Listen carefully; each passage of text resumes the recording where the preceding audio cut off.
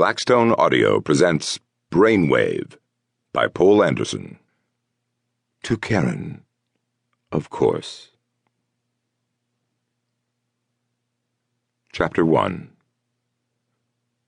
The trap had closed at sundown. In the last red light, the rabbit had battered himself against its walls until fear and numbness ached home, and he crouched, shaken by the flutterings of his own heart. Otherwise, there was no motion in him, as night and the stars came. But when the moon rose, its light was caught icily in his great eyes, and he looked through shadows to the forest. His vision was not made to focus closely, but after a while it fell on the entrance to the trap.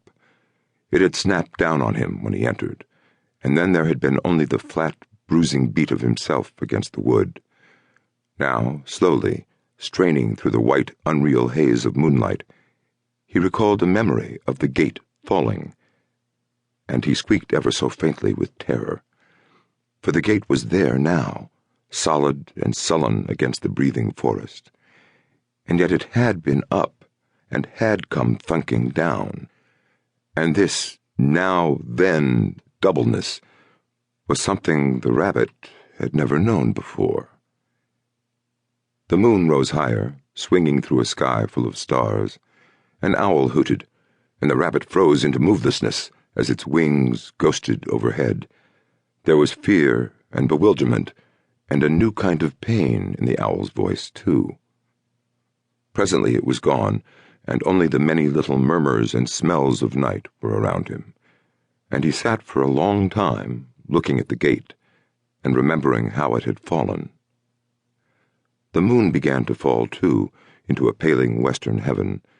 Perhaps the rabbit wept a little in his own way. A dawn, which was as yet only a mist in the dark, limned the bars of the trap against gray trees, and there was a crossbar low on the gate.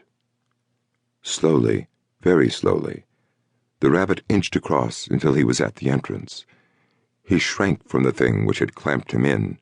It smelled of man. Then he nosed it, feeling dew cold and wet on his muzzle. It did not stir, but it had fallen down.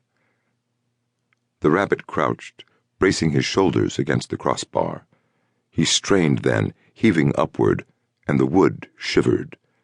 The rabbit's breath came fast and sharp, whistling between his teeth, and he tried again. The gate moved upward in its grooves, and the rabbit bolted free. For an instant he poised wildly. The sinking moon was a blind dazzle in his eyes.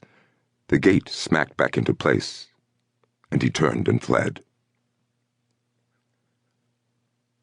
Archie Brock had been out late, grubbing stumps in the North 40. Mr. Rossman wanted them all pulled by Wednesday so he could get the plowing started in his new field, and promised Brock extra pay if he would see to it. So Brock took some dinner out with him and worked till it got too dark to see. Then he started walking the 3 miles home, because they didn't let him use the jeep or a truck. He was tired, without thinking of it, aching a little, and wishing he had a nice, tall beer. But mostly he didn't think at all, just picked them up and laid them down, and the road slid away behind him. There were dark woods on either side, throwing long shadows across the moon-whitened dust, and he heard the noise of crickets chirring, and once there was an owl.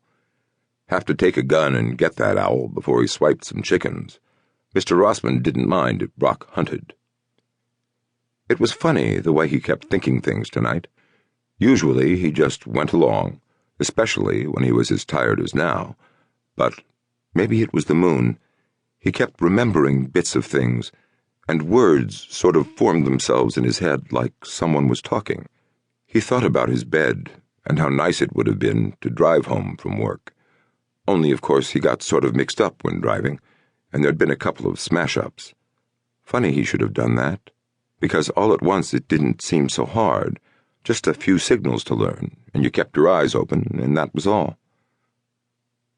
The sound of his feet was hollow on the road. He breathed deeply, drawing a cool night into his lungs, and looked upward, away from the moon. The stars were sure big and bright tonight.